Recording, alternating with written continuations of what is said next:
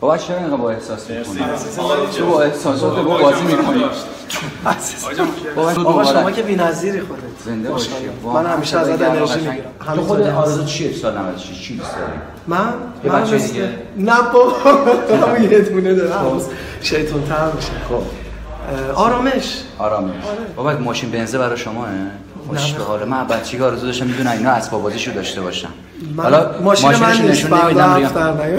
دوست دارم وقتی که چشماتو میبندی با من به دردای این دنیا میخندی آروم میشم بگی از غمات دل کندی بیا به هم بگیم دوست دارم آره دوست دارم